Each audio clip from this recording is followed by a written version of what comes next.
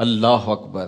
ان پڑھ اور غریب ماں کی یاد میں انہوں نے بڑی خوبصورت باتیں لکھی۔ کہا عالی نسب ہوٹلوں میں کھانا کھانے میں وہ سرور کہاں جو چولہے پر بیٹھ کے ماں کے ہاتھوں سے پکی ہوئی چپاتیاں کھانے میں۔ عالی جناب، حضرت صاحب، قبلہ عالم، کیا کیا لفظ بولے جاتے ہیں سٹیجوں کے اوپر، لیکن ان لفظوں کا وہ نشہ نہیں ملتا جو ماں کی زبان سے اوئے ببلو اور اوئے مٹھو میں لگتا ہو۔ ماں جب یہ کہہ کے پکارتی ہے تو لگتا ہے کہ سارا پیار سمٹ کے ماں کے لہجے میں آ گیا ہے، لفظ نہیں ہے، ماں کے منہ سے شہد ٹپک رہا ہے۔ ماں جب بولتی ہے تو اس کے لہجے میں جبریل بولتا ہے۔ ماں جب مسکراتی ہے تو لگتا ہے جنت کی ساری کلیاں کھل اٹھی۔ ماں جب پیار سے دیکھ رہی ہوتی ہے تو لگتا ہے عرش سے رحمتیں اتر رہی۔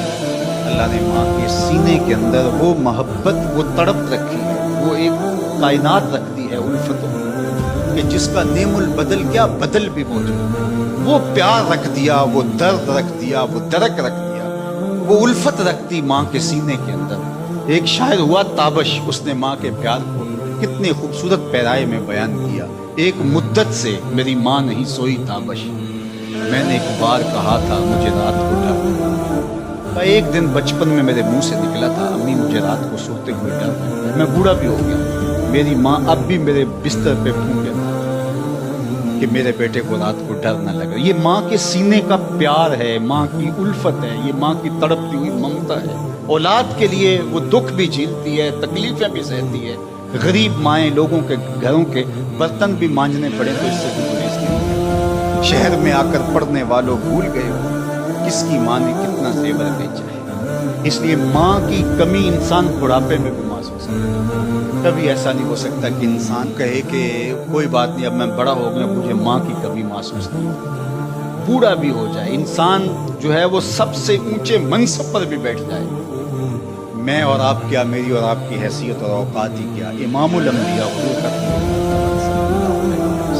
انور سے نکلے اور جو ہی حضور نبی رحمت صلی اللہ علیہ وسلم مصلی پر تشریف فرما ہوئے تھے، دیکھ کر کے تمام صحابہ ادب سے کھڑے۔ جو ہی یہ امٹتا ہوا پیار دیکھا تو حضور کی نظر پلٹ کے کئی سال پیچھے چلی گئی اور ابوا کی وادی میں اپنی ماں کی قبر پہ کھڑا ہوا اپنے آپ کو پاتے ہیں۔ اور پھر ایک جملہ کہا، الحاوی للفتاوی کے اندر امام سیوطی نے اس کو بڑی تفصیل سے کہ چشمان رحمت سے آنسو ٹپکنے لگے اور حضور مصلی پہ کھڑے ہو گئے اور فرمایا لو ادرکت والدی او احدہما، کاش آج میرے ماں باپ زندہ ہوتے یا کم از کم میری ماں ہی زندہ ہوتی اور میں لوگوں کو نماز پڑھا رہا ہوتا۔ وَأَقْرَأُ فِيهَا بِفَاتِحَةِ الْكِتَابِ، اور اس میں سورہ فاتحہ کی تلاوت چل رہی ہے۔ پھر میری ماں کو میرے ساتھ اچانک کوئی کام یاد آ جاتا، وہ دروازے پر آتی اور چلمن سرکاتی اور مجھے بیٹا کہہ کے آواز دیتی، فرمایا لوگوں نماز چھوڑ کے پہلے ماں کی بات سمجھو۔ تو ماں کی کمی تو انسان زندگی کے آخری حصے میں محسوس کرتا ہے۔ پھر اس سے بڑا منصب کس کا ہو سکتا ہے جو امام الانبیاء کا منصب ہے؟ اتنا بڑا اعزاز کس کا ہو سکتا ہے جو خاتم المرسلین کا اعزاز ہے، جو محبوب خدا ہیں،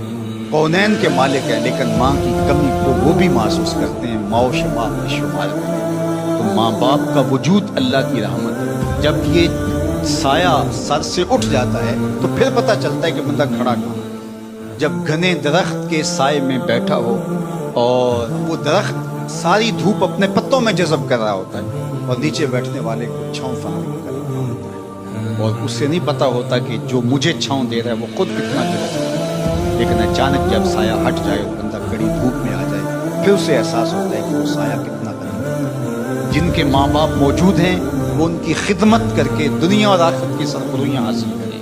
اللہ کی رضا بھی اس میں ہے، رسول اللہ کی رضا بھی اس میں ہے، اور دنیا اور آخرت کی بہتریاں اسی کے اندر پنہاں ہیں کہ ماں باپ کی تکریم بجا لائی جائے۔